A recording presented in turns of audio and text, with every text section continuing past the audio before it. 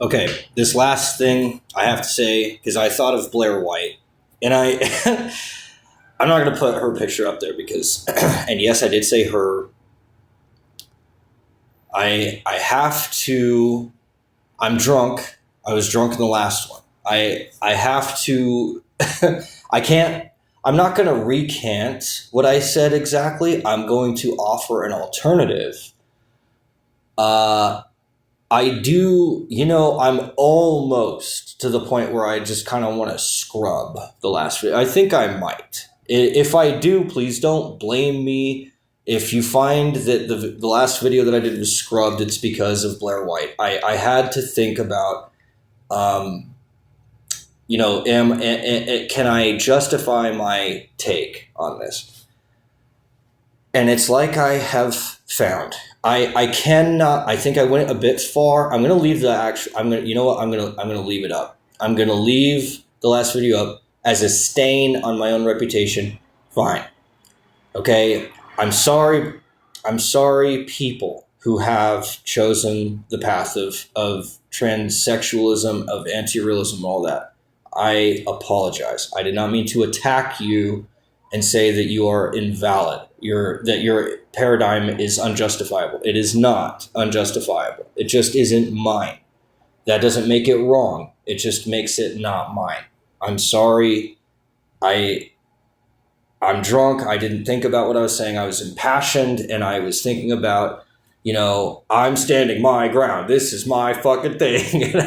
I'm going to get on my soapbox. This is how it fucking is. It can't be any other way in the end. And I'm always wrong when I do that. And it's like I said before, and this, I am. I'm going to leave the last video because it serves as a great example of what not to do. Don't do what I did in the last video. Don't do that. Don't attack other people and say you're wrong. You can say I'm right. You can't say you're wrong. I can say I'm right. I can't say you're wrong. I can defend myself. I can't attack you. I can go on the defense for my team. I cannot go on the offense against your team. Your team is your team. Your team is just as legitimate as mine is. Anti-realism is just as valid and just as legitimate as realism is. I just don't use it because it fucking scares me. It scares me to death to think that I have to make decisions for myself. I'm a poly pissy panties and I'm going to piss my little panties and cry to my little mommy and say, I don't know what to do here. And so I'm going to go defer my judgment to, physical reality. And so now I feel like a bedwetting little bitch and I deserve to because that's what I did. I went out way past the line. Okay. I can defend realism, that's fine. I cannot attack anti-realism. I can defend my own cisgendered views. I cannot attack a transsexual or transgendered view. I can say I believe that trans is a gender dysphoria, mental illness. I can say I believe it. I can say I'm gonna indoctrinate my kid to believe the same way as me. Yeah, it's part of raising. We all do it. We make these arbitrations. There is no solid one, the truth. Everyone has their own truth. Everyone has their own path. Everyone has their own way of looking at the world. I am going to present what I believe to my friends, family, and all that, and that's fine. I just can't take that away from someone else, and I did. I didn't, but I tried to. My intent was to take it away from the trans community because I can't stand it because it scares me. And it scares me because I'm afraid that I'm going to end up in a society where I'm expected to cut off my dick. And it's like, no, I don't want to cut my dick off. I like my dick. I'm protecting my dick. I don't want my dick cut off. And it's just scary to me to think of it getting cut off, and so I get all freaked out. And it's like, no, don't cut off my dick. I like my dick. Leave it there. I don't want it cut off. I don't want it flipped inside out. And then I calm down later on. I think about it as chuckling about it because it's funny. It's like, that's not what they're not coming after my dick. They're not going to cut my dick off. It's a stupid emotional reaction that I'm having. It's not. the case that the trans community is coming at me with butcher knives in their hands. We're going to cut your dick off and flip it inside out right now. They're not going to make me do that. They're not going to make my kid do that. They're not going to make my wife do that. They're not going to make anyone do that. They're just going to let people do that if that's what they want to do, except for the kids, though. I will protect the fucking kids. That's fucked. You can't sterilize a kid. They don't know any better. They don't know what the hell they're doing. Everyone knows that. They don't know if they're a male or a female. Let them play the field for a while. They got to figure it out. Let them figure it out. And then when they're an adult, if they want to be trans, fine. Okay, fine. Would I want that for my kid? Fuck no. But can I do anything about it? No, and thank God for that, because I would if I could. And I'm glad that the legal restraints on me are such that I wouldn't be able to do anything about it. If I did have a kid and they grew up and they became trans, I would not legally be able to stop them, and morally, I shouldn't. It's their life. They can do what they want when they're an adult. So here's the whole thing that we're going to cover now as to why I take the position that I take, and even it kind of dovetailing with my apology, the admittance and the concession, not only of my own position, but I would hope that other people that disagree with me would also take themselves to realize we are all making an arbitration, and all of us are just as wrong and just as right as each other. We are all equal under God. None of us can say, I'm closer to God than you are. I'm closer to the truth than you are. I'm closer to reality than you are. I'm closer to the real than you are. I'm more real than you. I can't say that. I can say it to myself, give myself a pep talk or whatever, but I can't down someone else. I can't put someone else down. And I did that, and I feel like shit.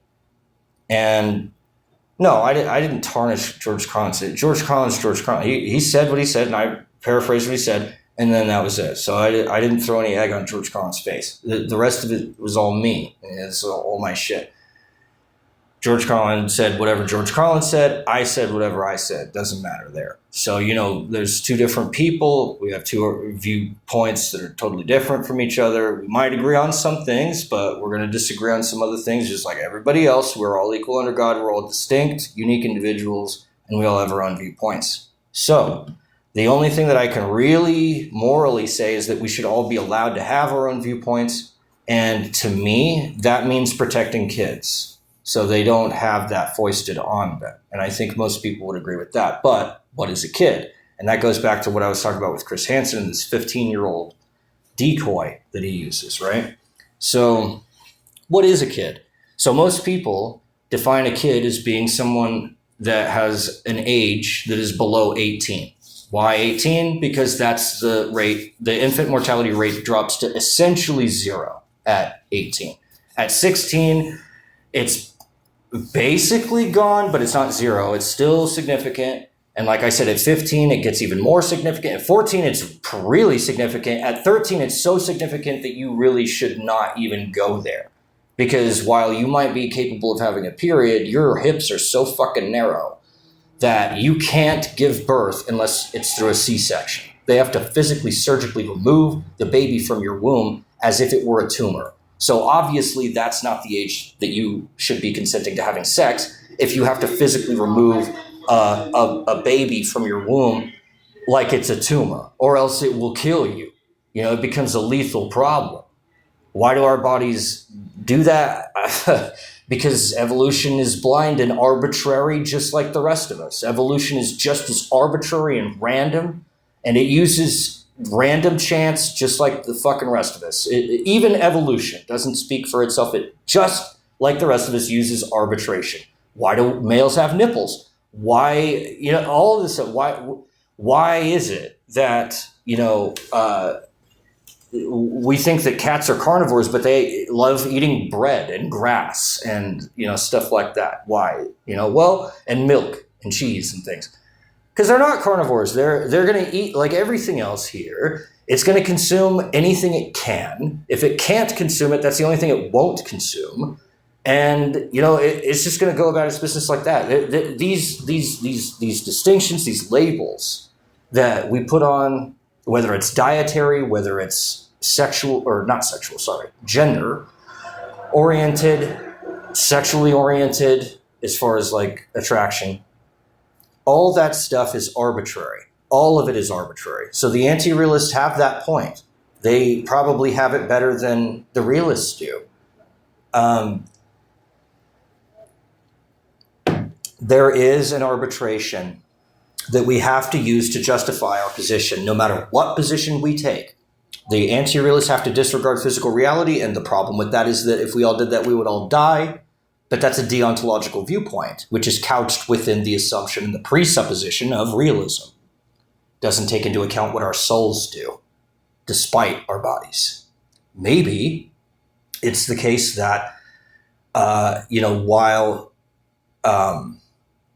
it is the case that everyone, if they were trans, we would all die. Yeah, that might be the case. But where is this society that exists where everyone is trans?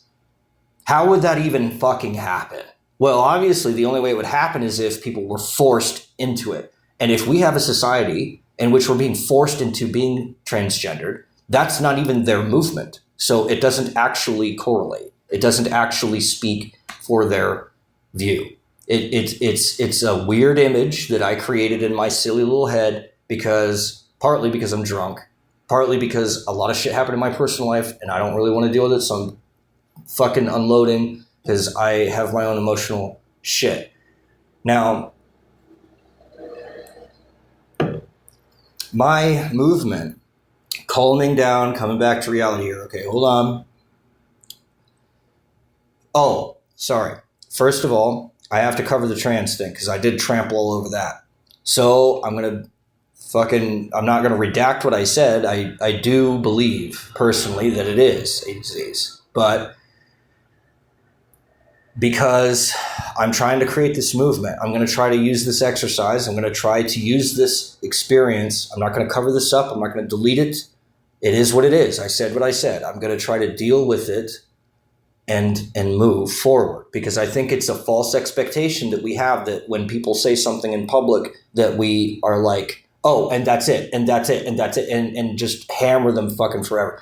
People say shit. Okay, we're not perfect. Sometimes we had a bad day. Sometimes somebody in the fucking family died, or they're about to die, or, there's a molestation, or there's some shit that happened behind the scenes that they don't want to talk about. They're not going to let you know about that, but that's affecting them in the back of their fucking head. And somebody else, unfortunately, they have to pay for it because we're all paying each other's bills here. Okay, if you don't pay your electricity bill, it affects me. You don't think it does. If nobody paid their electricity bill, I wouldn't have it.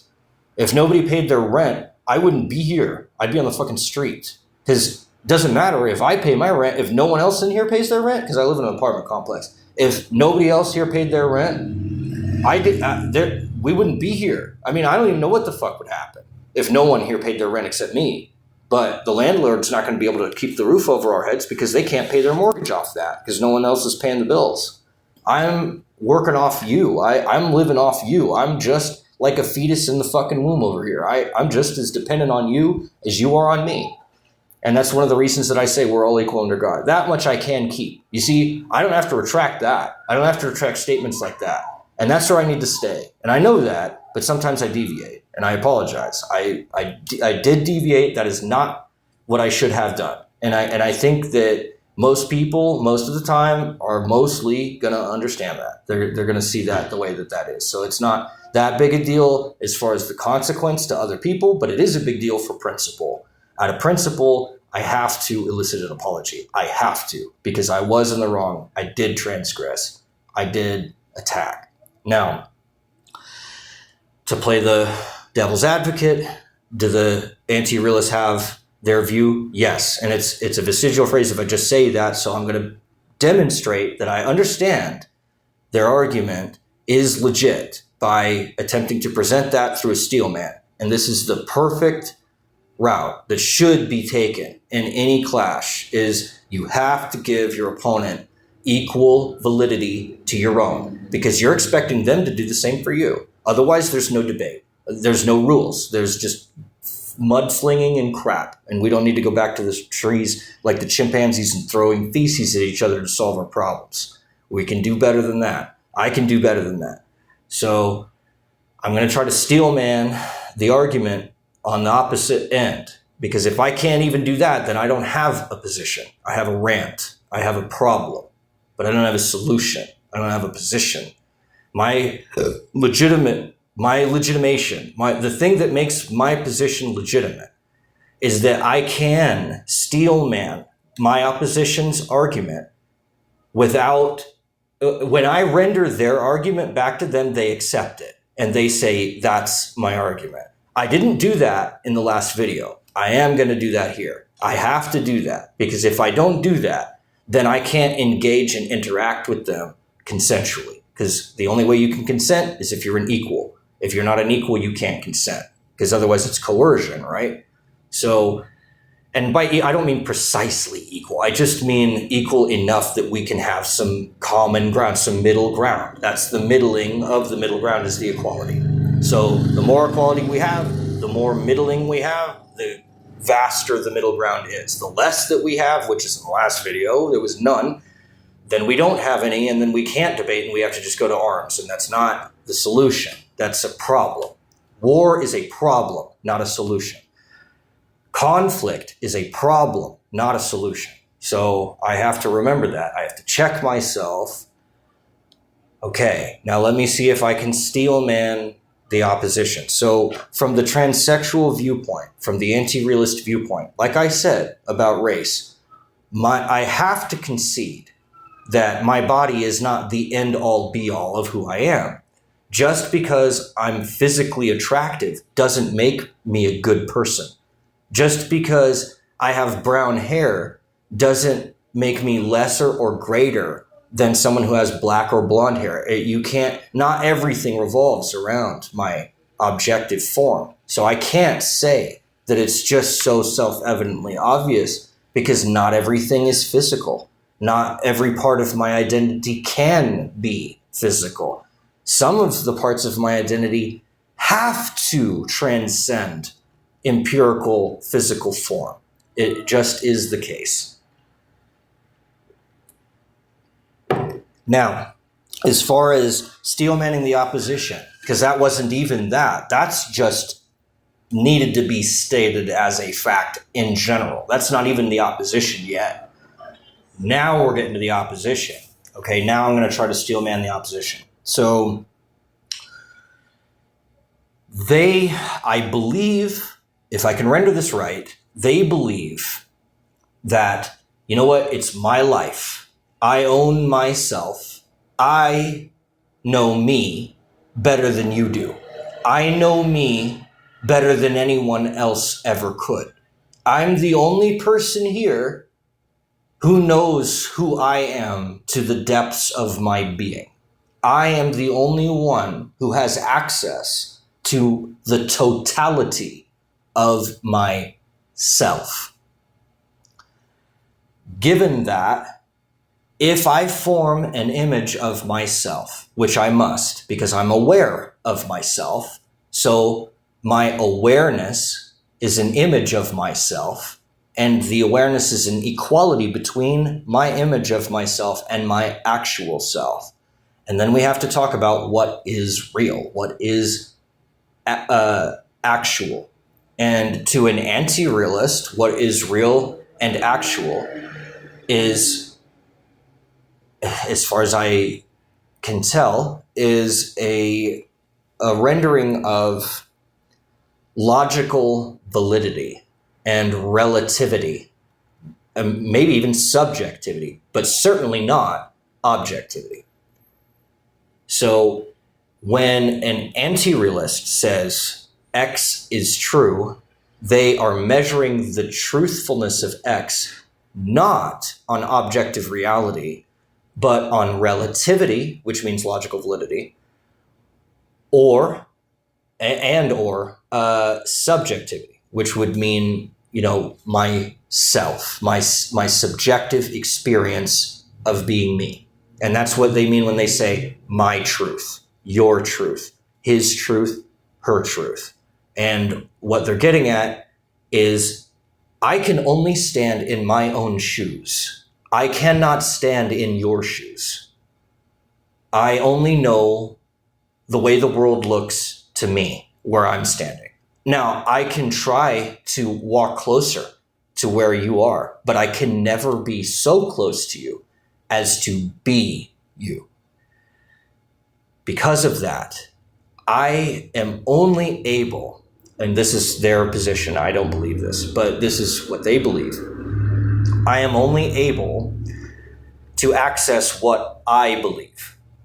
I cannot access your beliefs directly. You can say them to me, and that's fine, but I have to take you at your word because I can't check that.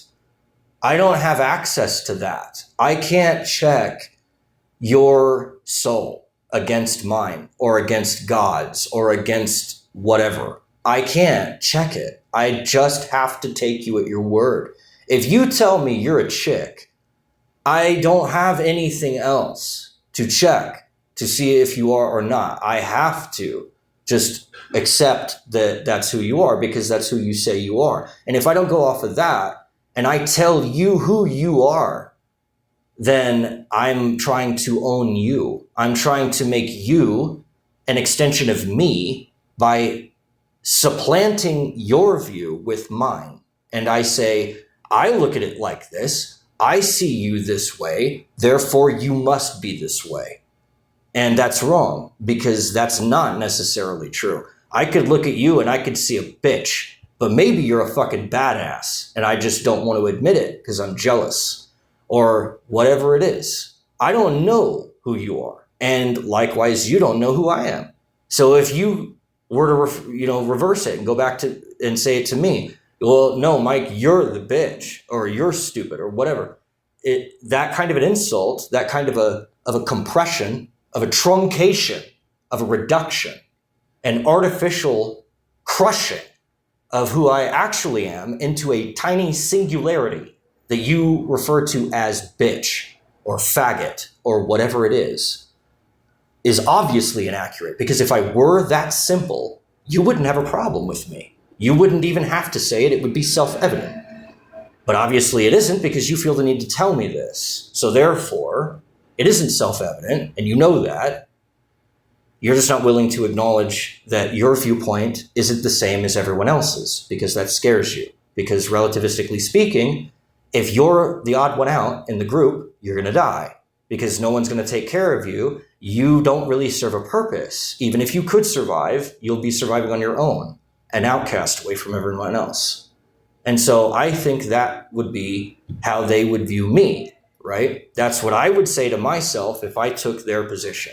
And that's as close as I can get. I can't ever stop being me. I can only take me and put me over where I think you are. And it's never going to be accurate because I can't see where you are. And that's why I use objective reality that we can all agree on as my measure. Because I can't ever step in your shoes, I say, you know what? I can at least see your shoes and I know who's wearing them. Because I can see who's wearing them, because I can see whose body is in them, I can see whose feet is in there. I know that. I can judge that. I don't have access to you. So I don't trust you. When you tell me you're a chick, I don't trust you. Because I don't know. Like I just said from your viewpoint, those of you who oppose me. I just said it, right? I don't know. Well, neither do you. And you could say to the moon that you are a cheeseburger. I'm not going to believe you. Unless I take a bite of your ass and it tastes cheesy, I don't buy it.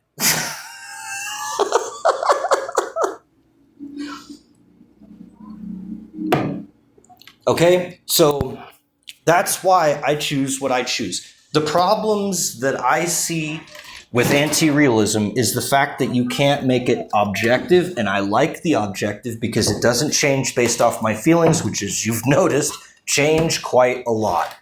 So if my viewpoint is changing chaotically like that, I need the stability of something that's independent from myself because myself is so crazy and so unstable that I need something that is stable in order to rectify or render a judgment.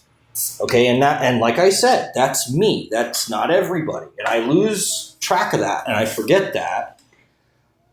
That's why I'm making this video, is because I'm not God. I don't know. All I know is what I look at, and that's what I see. And because I know that I don't know everything, I also know that you don't know everything, and no one knows everything. And so I don't trust anyone. I trust the physical, objective reality, because it doesn't change based off my fifis, and it doesn't change off of my relation to it. It changes because of physics. And physics, thankfully, is wide enough and it's pure enough that all of us can agree that I have a physical form, and that physical form is male. None of us, not even myself, and I'll admit this, not even I, have an absolutely convicted judgment about my own gender. Neither do you. No one does. And because no one does, I choose to defect to objectivity, because objectivity is equally accessible by all people, and it never changes based off my feelings. My relativistic gender, my image, that is a consequence of how I, as a subject, relate to my body and to other people's bodies. And that is what my gender identity is. It's how I relate to other subjects. That's what a gender is. A sex is how I interact with other, I say objects, people don't like that, but bodies, okay? Objective bodies. That's what my sex is. My gender is how my subject interacts with other subjects. My sex is how I interact with other bodies. And bodies are something we can all agree on. And all of us are equal about that data. It isn't confusing. It doesn't change. It's static. It's reliable. It's resolute. It's accurate. I can make predictions about it in the future that are accurate and reliable. And I can make decisions that I feel confident in off of it. And so that's why I choose that route. There are other people who say that's not important to me. I am more concerned with who I am as a person in and of myself, irregardless of what form I happen to incarnate into. And I get that. I can understand and relate to that view. I can understand how my race doesn't define me. My height doesn't define me. My weight doesn't define me. My eye color doesn't define me. Why should my sex define me? I get that. I understand that. But I cannot be as unstable as I am and not use something as stable as objectivity to steady me, because I am unstable. I need that stability. And like I said, I don't think that that should be taken away from me, and I worry that it gets taken away from other people, because you're not politically allowed to say what my viewpoint is, because it apparently hurts people to just say what I just said in this video, which it shouldn't, because I did my damnedest to try to meet halfway. And that's what matters. That if there is the truth, that is the truth. We're all supposed to be trying to steel man our oppositions, so that instead of just fighting and killing each other, if we can't validate each other, at least we're respecting each other. We are understanding each other. We're connected to each other. And that, if that's not the truth, I don't know. I don't want to know what it is. But like I said, I'm sorry to those people who have that view that transsexualism is legit. I'm not one of you, clearly, But that doesn't make me right, and that doesn't make you wrong, and it doesn't make you right and me wrong either. It makes us equal to each other, regardless, because none of us have all of it, but all of us have some of it. And that's what I gave today.